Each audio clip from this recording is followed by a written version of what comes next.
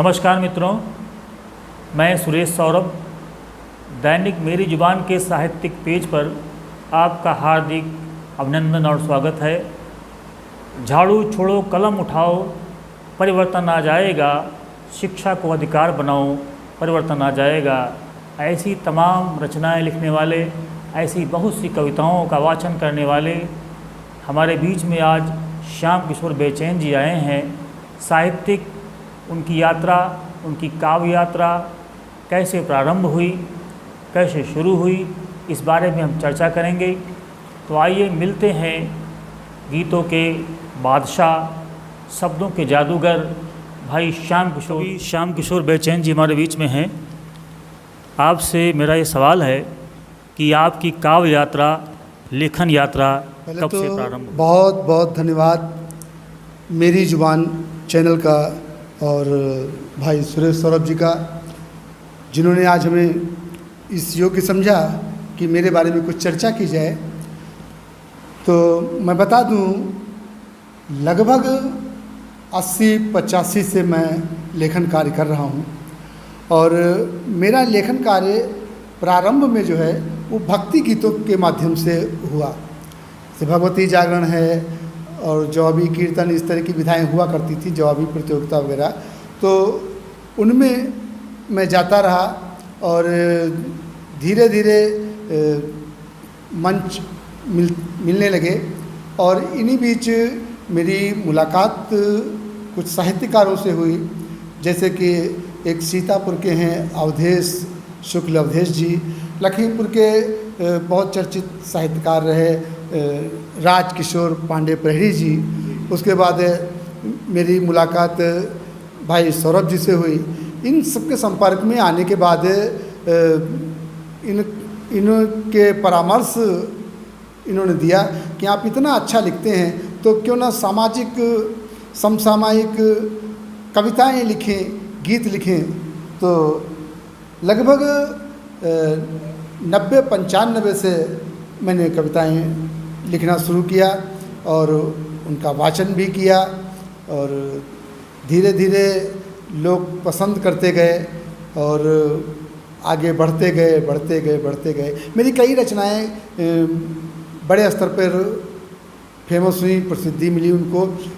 उसमें से सबसे महत्वपूर्ण रचना जो मानी जाती है वो मानी जाती है झाड़ू छोड़ो कलम उठाओ, परिवर्तन आ जाएगा। शिक्षा को हथियार बनाओ, परिवर्तन आ जाएगा। और मैं आपको बता दूं, यह मेरी रचना लगभग 100 से ज़्यादा लोगों ने इसको अपने अपने नाम से छापा है और जाने कितने लोग इसका वाचन करते हैं। और बहुत से लोग मेरा नाम लगा के भी बोलते हैं, बहुत से लोग उसमें अपना नाम भी जोड़ लेते हैं। लेकिन मैंने कभी कोई इसमें आपत्ति जताने की गुंजाइश नहीं समझी। लेकिन जो लोग जानते हैं, हमारे सौरभ भाई, इन्होंने ही प्रेरित किया इस रचना को लिखने के लिए और ये मेरी एक ऐतिहासिक रचना हुई। इसके बाद मेरी एक मुक्तक है, वो बहुत चर्चित हुआ कि मेरा अल्लाह अच्छा है, मेरा भगवान अच्छा है, सिख ईसाई क्या भारत का हर इंसान अच्छा है और मेरा हर धर्म अच्छा है, मेरा ईमान अच्छा है, जमाने भर में मेरा अपना हिंदुस्तान अच्छा है। इस तरह से काव्य यात्रा चलती रही। सौरभ जी, आपकी रचनाओं का मूल स्वर क्या होता है? आपकी रचनाओं के मुख्य बिंदु क्या होते हैं? मेरी रचनाएं अधिकतर समसामयिक होती हैं। मैं जो समाज में देखता हूँ, जो मुझे अच्छा लगता है वह भी लिखता हूँ और जो मुझे नहीं अच्छा लगता है वह भी लिखता हूँ। मुझे क्यों नहीं अच्छा लगता है यह भी लिखता हूँ, क्यों अच्छा लगता है यह भी लिखता हूँ। और विधा की अगर बात करें, गीत, गज़ल, छंद और लगभग जितनी विधाएं हैं, धार्मिक भजन, कव्वालियाँ, लगभग मुझको हर तरह के मंच मिले हैं और हर तरह का लेखन किया। काव्य की लगभग सभी विधाओं में लिखा है और आपके 2 संग्रह भी प्रकाशित हो चुके हैं, गज़लें, गीत मुक्तक बहुत अच्छे समसामयिक विषयों पर, तमाम सामाजिक ज्वलंत मुद्दों पर, किसानों के, मजदूरों के, दलितों के तमाम दर्दों को आपकी कविताएं बयान करती हैं। मैं चाहता हूं बेचैन जी से कि आज वो हमारे बीच में अपनी चुनिंदा कविताएं, कुछ शेर, कुछ गज़लें प्रस्तुत करें।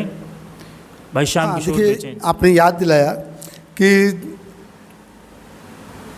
2 किताबें मेरी आ चुकी हैं और मैं आपको बता दूं कि मैंने दुधवा टाइगर रिजर्व का जो जंगल है, इसमें एक बंसीनगर गांव पड़ता है, वहाँ पर मैंने बहुत काम किया। जंगल बचाओ, जानवर बचाओ, इस अभियान में मैंने बहुत काम किया। टाइगर बचाओ अभियान में बहुत काम किया और वहीं से मुझे एक प्रेरणा मिली कि इंसानों की हरकतें तो सभी लिखते हैं, मैंने जंगल और जानवर पर पूरी एक किताब, एक काव्य संग्रह मेरा आया और वह मेरी पहली किताब थी, वन्य जीव और वन उपवन। फिर उसके बाद सुरेश सौरभ जिसे प्रेरणा मिलती रहती है कि ये बताते रहते हैं कि कुछ ऐसा लिखो, कुछ ऐसा लिखो, तो इस तरह का लेखन होता रहा है। और मेरी दूसरी किताब आई है, तारीखें गवाह हैं।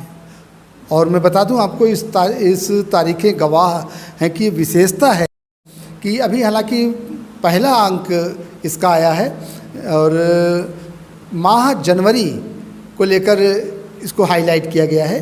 1 जनवरी से और 31 जनवरी तक जितने भी महत्वपूर्ण पर्व हैं, तिथियां हैं, लगभग मैंने संकलन करने का प्रयास किया है। 1 तारीख से 31 तारीख तक सारा डेटा आपको इसमें मिलेगा। जब हम मिलते हैं तो मिलते ही जुदाई का समय भी निश्चित हो जाता है। जाने कितने लोग हमसे पहले आए और चले गए, हमसे बेहतर आए, हमसे बेहतर आएंगे भी। साथियों, मेरे एक गज़ल जो मुझे बहुत अच्छी लगती है, मैं चाहता हूँ कि मैं वही गज़ल शेयर करूँ, उसके कुछ शेर आपको शेयर करूँ, सुनिएगा। कर्मों का निभा कर के, कर्मों का निभा कर के किरदार जा रहा है, कर्मों का निभा कर के, कर्मों का निभा कर के किरदार जा रहा है और हर शख्स धीरे धीरे हो, हर शख्स धीरे धीरे उस पार जा रहा है, हर शख्स धीरे धीरे।